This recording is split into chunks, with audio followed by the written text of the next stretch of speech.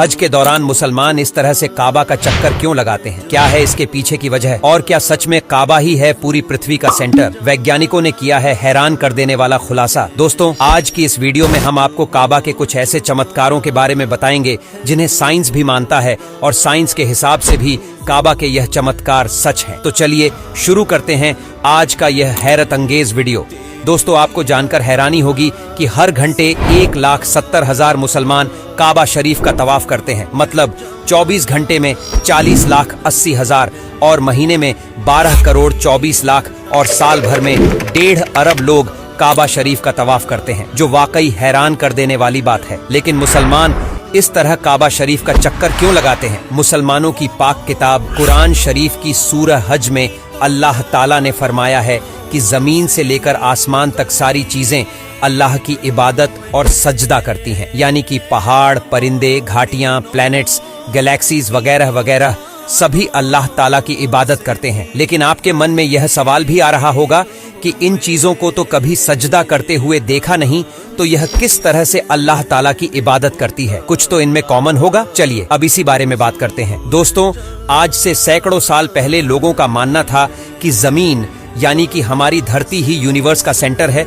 उन्हें लगता था कि हर चीज इस धरती के आसपास घूम रही है। लेकिन फिर 1609 AD यानी कि आज से लगभग 400 साल पहले इतिहास के एक बहुत ही मशहूर साइंटिस्ट गैलीलियो ने एक हैरान कर देने वाली खोज की। गैलीलियो ने समुद्री जहाज और फौजियों द्वारा इस्तेमाल होने वाली टेलीस्कोप को एक के ऊपर एक अलाइन करके थोड़ा और एडवांस किया। और इंसानी इतिहास में पहली बार ऐसा हुआ जब किसी ने इस टेलीस्कोप का इस्तेमाल आसमान को एक्सप्लोर करने के लिए किया। गैलीलियो ने जब सूरज, चांद और बाकी प्लैनेट्स को गहराई से और करीब से देखा तो उनके सामने कई सारे खुलासे हुए।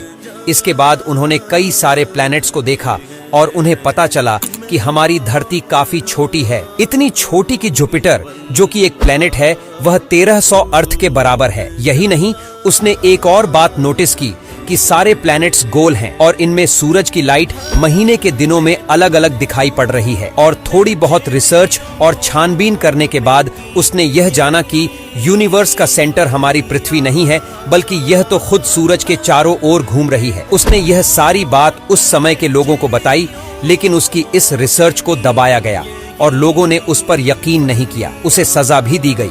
लेकिन फिर उसके 350 साल बाद सबने माना कि गैलीलियो सही था और उसने जो कुछ भी रिसर्च की थी वह बिल्कुल सही थी। इसके बाद लोगों ने इस बारे में और रिसर्च करना शुरू की और इन रिसर्चों से और खुलासे हुए, जिससे पूरी दुनिया के लोग हैरान रह गए। पता चला कि यह सारे प्लैनेट्स सूरज के चक्कर लगाते हैं और सूरज भी यूनिवर्स का एक छोटा सा टुकड़ा है, क्योंकि सूरज की तरह अरबों तारे हैं जो मिल्की वे गैलेक्सी का हिस्सा हैं और मिल्की वे गैलेक्सी में यह सारे तारे एक सर्कल में घूम रहे हैं और इन्हें इस तरह सर्कल में घूमने के पीछे हाथ है सुपरमैसिव ब्लैक होल का। मतलब यह सारे तारे इस ब्लैक होल की वजह से घूम रहे हैं।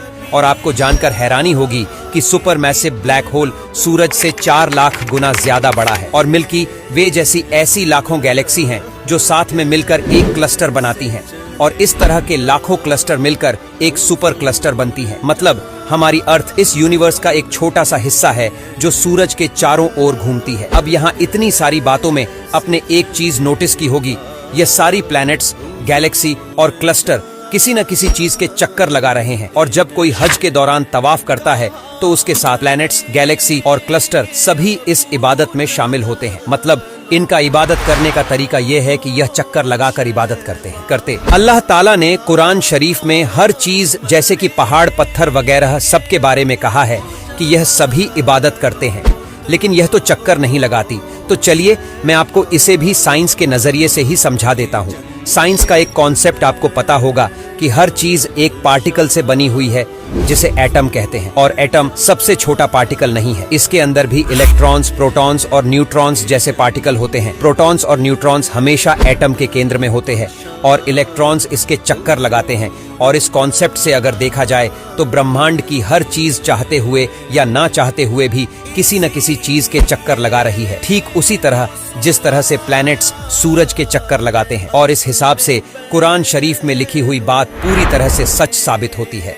यानी कि जब काबा में कोई तवाफ करने के लिए जाता है तो वह दुनिया की सबसे छोटी से लेकर ब्रह्मांड की सबसे बड़ी चीज, यहाँ तक कि बैतुल मामूर में फरिश्तों के साथ भी इबादत में शामिल हो जाता है। आपको बता दें कि बैतुल मामूर फरिश्तों के काबे को कहा जाता है, जो 7वें आसमान पर मौजूद है, और दुनिया पर मौजूद काबा बैतुल मामूर की तरह ही है। मैं आपको बता दूं कि जब हजरत मोहम्मद सल्लल्लाहु ताला अलैहि वसल्लम मेराज पर गए थे तो उन्होंने बैतुल मामूर पर फरिश्तों को किसी चीज के आसपास घूमते हुए इबादत करते हुए देखा था। दोस्तों, अब हम बात करते हैं साइंस के मुताबिक काबा के एक और मिरेकल के बारे में। आपको बता दें कि कुरान शरीफ में भी बताया गया है कि लोगों के लिए जो सबसे पहला घर बनाया गया वह बेशक मक्का में मौजूद काबा है। इस घर को बरकत दी और तमाम जहां वालों के लिए हिदायत का मरकज यानी कि केंद्र बनाया। और अब इस बात को साइंस ने भी माना है कि काबा शरीफ पूरी दुनिया का सेंटर है। और यह बात मैं हवा में नहीं कह रहा, बल्कि इसको लेकर रिसर्च हुई है, जिनमें खुलासा किया गया है